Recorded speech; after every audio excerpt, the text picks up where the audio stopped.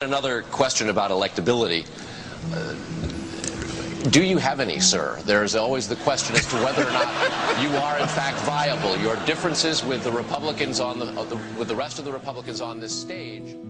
I'm the most conservative member here. I have voted, against more spending and wasting government than anybody else. So you're suggesting that I'm not electable and the Republicans don't want me because I'm a strict fiscal conservative?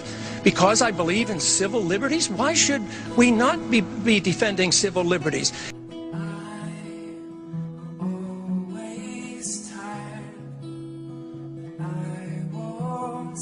You've heard the war propaganda that is liable to lead us into the sixth war, and I worry about that position.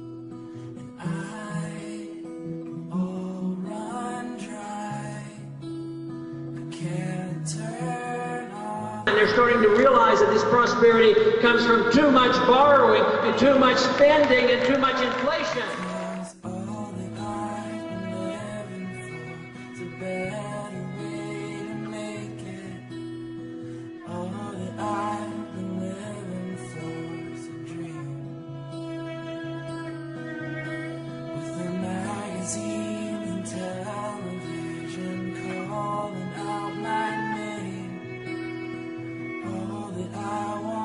I agree with it. There's not a whole lot of difference between the two parties. No. They're owned by the same people. You take this Goldman Sachs issue.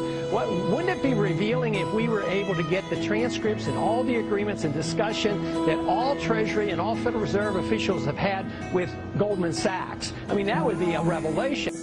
Yellow and white, you're all I'm thinking of. These days, and time will change our minds, and not as fast as night.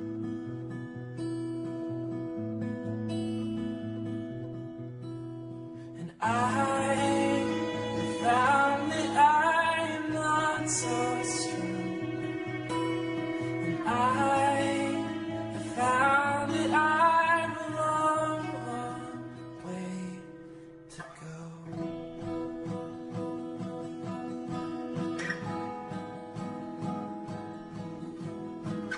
Iran does not have an air force that can come here. They can't even make enough gasoline for themselves.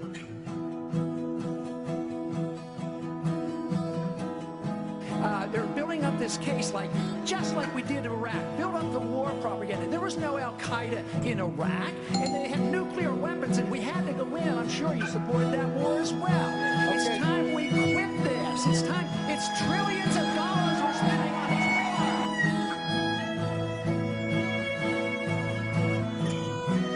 war. So, to be clear, GOP nominee Paul would be running left of President Obama on the issue of Iran. But I'd be running with the American people because it would be a much better policy.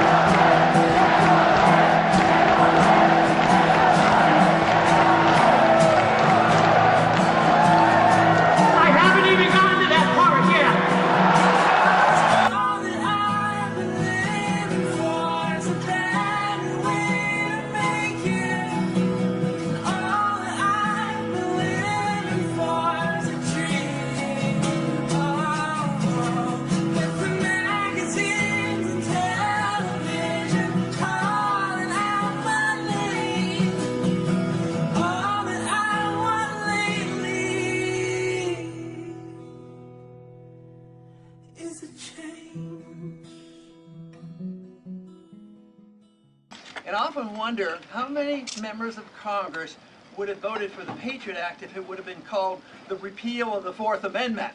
Big government is alive and well, but the grassroots are waking up.